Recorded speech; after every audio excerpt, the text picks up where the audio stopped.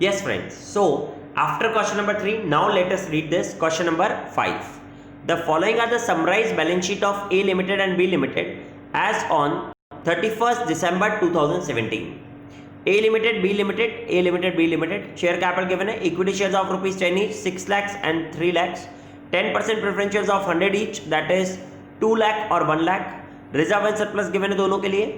Secured loan में 12% debentures है दोनों का और करंट लाइबिलिटी में ट्रेड पेबल्स है दोनों का. उसके बाद फिक्स एसेट्स गिवन है. करंट एसेट्स में इन्वेंट्रीज है, ट्रेड रिसीवेबल्स है और कैश एट बैंक है. ठीक है. इसके बाद आपको गिवन है yes details of trade receivables and trade payables are as under.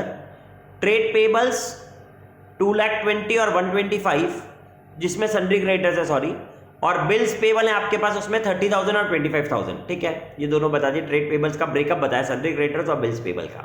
ऐसे ट्रेड रिसीवेबल्स में डेटर्स है आपके पास और बिल रिसीवेबल है आपके पास. ठीक है.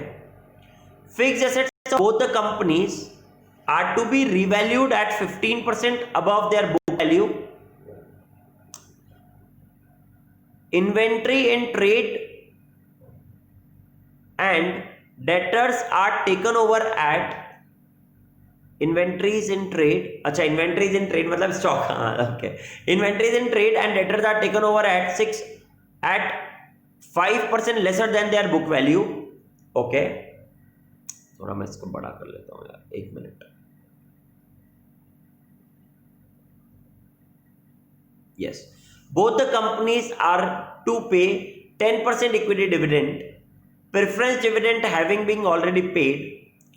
After the above transactions are given effect to, A Limited will absorb B Limited. तो B Limited सेलिंग हो गया, A Limited company take over new company, purchasing company हो गई. On the following terms, 8 equity shares of rupees 10 each will be issued by A Limited at par against 6 equity shares of B Limited. ठीक है. 10% preference share holders of B Limited will be paid at 10% discount by issue of 10% preference shares of 100 each at par in A Limited. ठीक है. 12% debenture holders of B Limited are to be paid at 8% premium by 12% debentures in A Limited issued at a discount of 10%. ठीक है, ये बार बार यही adjustment आता है. 30,000 is to be paid by A Limited to B Limited for liquidation expenses. Sundry creditors of B Limited include 10,000 due to A Limited. Okay. Fifth point एक और इसमें, stock and debtors are taken over at 95% of book value. ठीक है. Prepare absorption entries in the books of A limited. A limited मतलब new company. Statement of consideration payable by A limited. अच्छा, तो इसमें सिर्फ न्यू कंपनी के लिए बोला है और एक परचेज कंसिडरेशन हमसे और पूछा है. चलो ठीक है, तो it is very good for us that we have to only pass entries in the new company.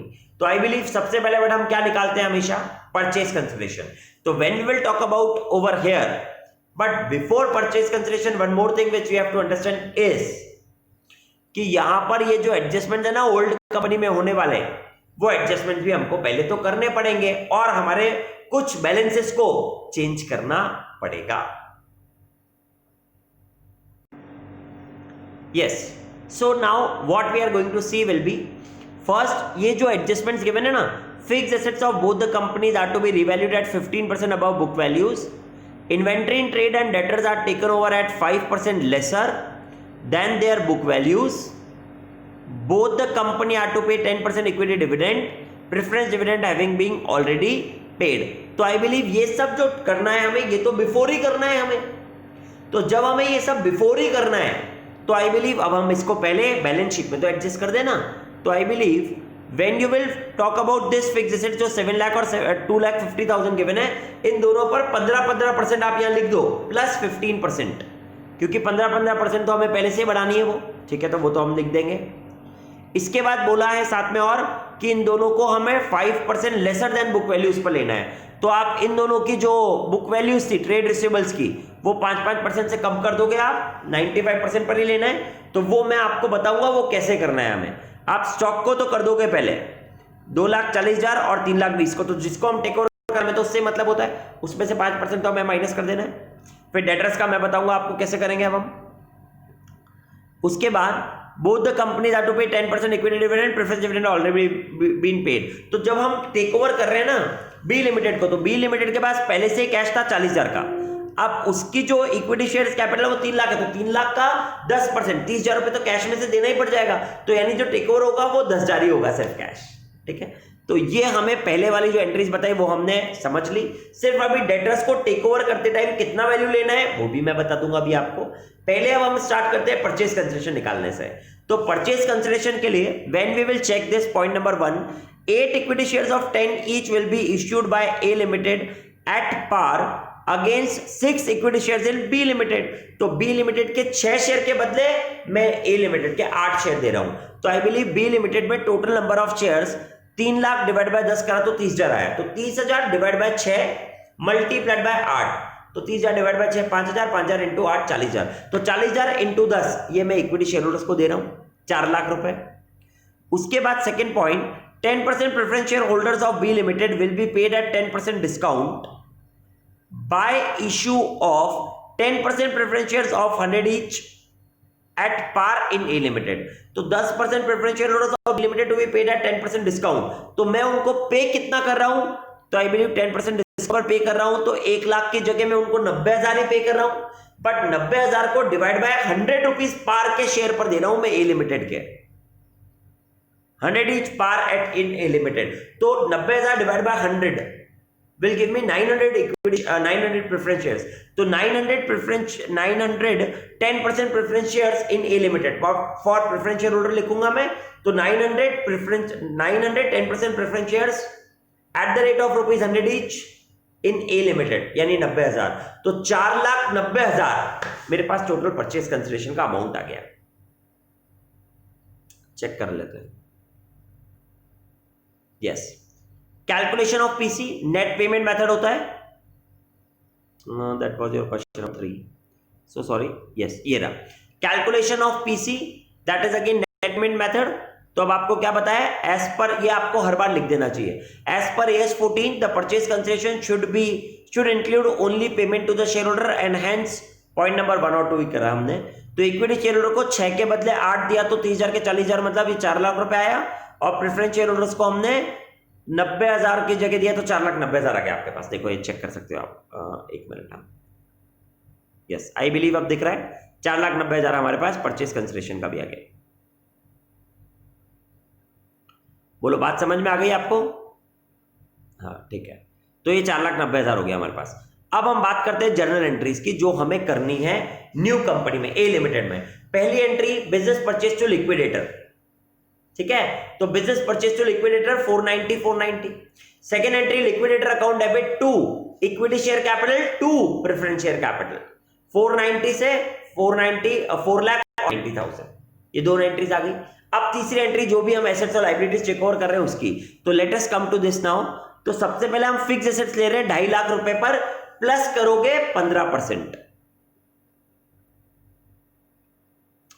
2,50,000 plus 15%, 287,500 के फिक्स एसेट्स लिखेंगे हम। तो आप चेक करा देता हूं पहले मैं आपको।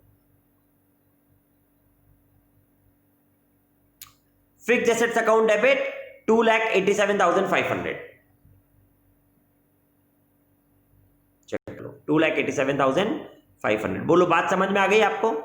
ठीक है, ये फिक्स एसेट्स के बाद सेकेंड अब हम क्या लेंगे, तो second we are going to take inventories.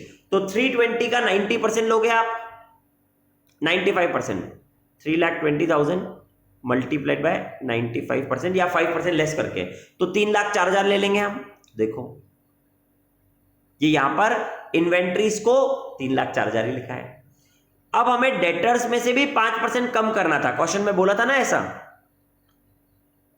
देखो क्वेश्चन में बोला था sundry creditors of B limited include 10,000 due to A limited, वो तो ठीक है, मगर वो तो क्रेडिटर्स में इंक्लूड था, वो बात ठीक है, मगर ए लिमिटेड के 5% लेस करके देना है, 95% ऑफ बुक वैल्यू लेना है। तो कितना दे रखा है आपके पास ट्रेड रिसीवेबल 290, तो 290 में से 5% लेस करके लोगे आप, नहीं, so sorry, my mistake. Trade receivable है 290 का, तो 290 का ट्रेड रिसीवेबल में ये रहा, डेटर्स है 190 और बिल रिसीवेबल है 1 लाख। तो आप 190 का 95% लेना, वो डेटर्स लिखोगे और बिल रिसीवेबल तो एज इट इज 1 लाख के लिखने वाले हो आप। तो 1,90,000 मल्टीप्लाइड बाय 95%, तो 180,500 लिखा हुआ होना चाहिए हमारे पास, ठीक है, डेटर्स में 180,500, और BR तो 1 लाख था ही सही, as it is trade receivable. इसके बाद क्या बचा और कैश और बैंक। 40 में से 30 तो पे कर दिया था आपने इक्विटी डिविडेंड में, तो 10,000 टेक ओवर हो जाएगा। तो ये सारे एसेट्स आ गए। लाइबिलिटी साइड में क्या आएगा साहब, तो लाइबिलिटी साइड में सबसे पहले अब आपके पास आएगा 12% डिबेंचर्स, बट वो 12% डिबेंचर्स को आप कैसे ले लेते हैं, 8% प्रीमियम पर। तो 12% डिबेंचर्स को 8% प्रीमियम मतलब 1.5 लाख प्लस 8% का प्रीमियम कर दोगे आप, तो ये तो लिख दोगे आप। फिर ट्रेड पेबल्स जब आप लिखोगे तो वो एज इट इज पूरे के पूरे 1,50,000 दिखा दोगे सन्ड्री क्रेडिटर्स। बट अब क्वेश्चन में एक बात और बोली है कि sundry creditors of B limited include 10,000 due to A limited, तो ये तो हम बाद में कैंसिल करने वाले इंटर कंपनी डेट, बट अभी टेक ओवर के टाइम तो सन्ड्री क्रेडिटर्स आप पूरा दिखाओगे 125 और बिल्स पेबल 25, और साथ में 2 बिजनेस परचेज, एंड साथ में we will show 2 business purchase, and I believe जो भी डिफरेंस आएगा that you are going to take to the capital reserve या गुडविल। देखो, तो 2 amount due to 10% debenture holder, वो इसने कर दिया 8% ऐड करके। क्रेडिटर्स को एज इट इज पूरा लिखा है हमने, बिल्स पेबल को लिख दिया और बिजनेस परचेज को लिख दिया। तो डिफरेंस कैपिटल रिजर्व आ गया आपके पास 2 लाख रुपए का, सॉरी 20,000 रुपए का कैपिटल रिजर्व आ गया। समझ में आ गई था एंट्री। अब 4th एंट्री पर आते हैं हम। तो पहले आप क्रेडिटर्स और डेटर्स को हटा दो, तो entry will be creditors account debit कितना था 10,000 टू डेटर्स 10,000। फिर हम लिक्विडेशन एक्सपेंसेस भी पे कर रहे हैं, तो capital reserve account debit, goodwill account debit, क्योंकि इस बार कैपिटल रिजर्व 20,000 ही है मगर लिक्विडेशन एक्सपेंसेस 30,000 पे कर रहे हो, तो capital reserve account debit 20,000, goodwill account debit 10,000 to cash bank 30,000, ये भी आ जाएगा। उसके बाद डिबेंचर होल्डर्स को जब हम दे रहे हैं 10% डिस्काउंट पर, तो 12% डिबेंचर्स अकाउंट डेबिट 1,62,000 जो भी आप लेकर के आए, उसमें 8% प्रीमियम ऐड करके, discount on issue of debentures account debit to 12% debentures in A limited account. अब 162 को डिवाइड कर दोगे वापस 90 से, तो आई बिलीव 1,80,000 आ जाएगा और 18,000 का डिस्काउंट भी आ जाएगा। तो आपकी ये वाली एंट्रीज भी पास हो जाएंगी। तो ये एंट्रीज अब हम चेक कर लेते हैं। यस, पहली एंट्री लिक्विडेटर, ये तो पहले कर चुके हो आप। डिस्काउंट ऑन ये डिबेंचर्स वाली, amount due to debenture holder 162, discount on issue of debenture 18 to 12% debenture 81। फिर कैपिटल रिजर्व अकाउंट डेबिट, अच्छा 30,000 ही आ रहा था हमारे पास कैपिटल रिजर्व, सॉरी यार मेरे को दिखा नहीं था, मुझे लगा 20,000 ही आ रहा था, आप चेक कर लेते तो 30,000 ही आता। तो अगर सपोज कभी कैपिटल रिजर्व कम हो तो मैंने आपको बता दिया कि उसकी जगह डेबिट गुडविल भी हो सकता था। तो capital reserve account debit 30,000 to liquidation expenses 30,000, और साथ में creditors account debit to debtors वो हमने कर दिया। This is how you have completed your question number 5 also. ठीक है, थैंक यू वेरी मच।